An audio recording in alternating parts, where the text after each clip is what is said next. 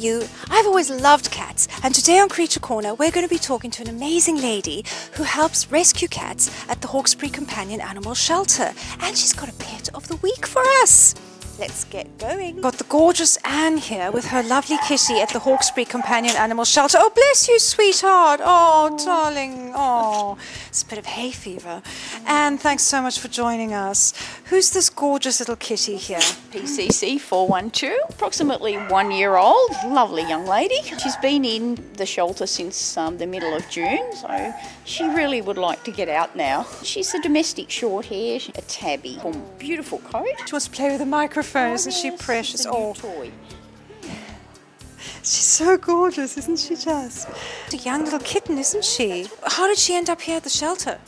She was a stray. Unfortunately, people don't microchip their animals, so they end up, somewhere they shouldn't be, and they get picked up by the ranger and brought here. She has cat flu at the moment, but she is being treated here at the shelter for it. She's very friendly young lady.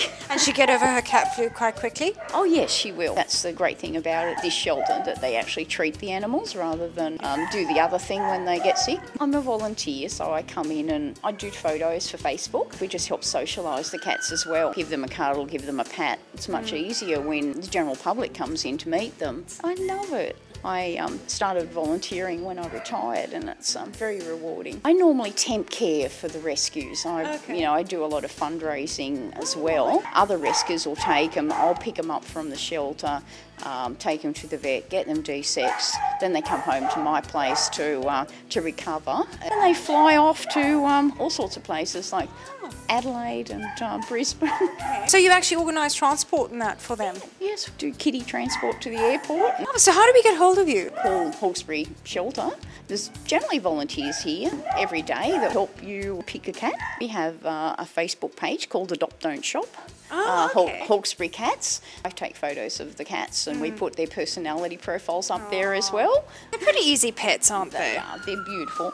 Some of them are very independent, but they all have different personalities. What is the advantage of adopting an older cat instead of a kitten? You're saving a life. Their personality traits are established, and also they're well trained by that time. You know what you're buying. When you buy a kitten, not so much. Yeah. Got another lovely lady here, Anne. Who's this gorgeous cat? This is a lovely older lady. She's 8 years old, and her and her sister were surrendered. So, she's not real happy about being here. She is a lovely girl. It's very hard, especially for the older ones that have come from a home and they suddenly find themselves here. Her impound number is PCC 402. So she's been, her and her sister have been here for 6 weeks now. So it's a long time, and they do get depressed. Miss your home and your friends and your family. Yeah. Cats get surrendered through no fault of their own. It's not that they were bad cats or anything.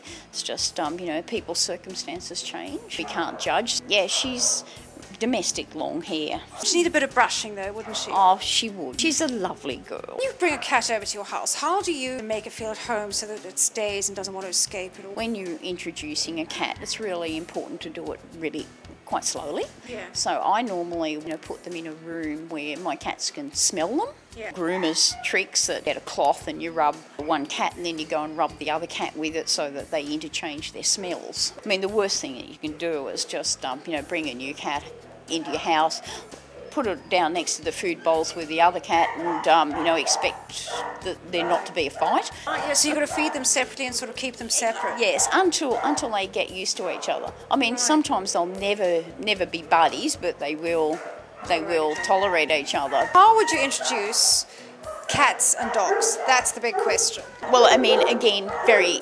gradually. It does depend on the dog. Would you recommend getting a rescue cat? I would. You're saving a life.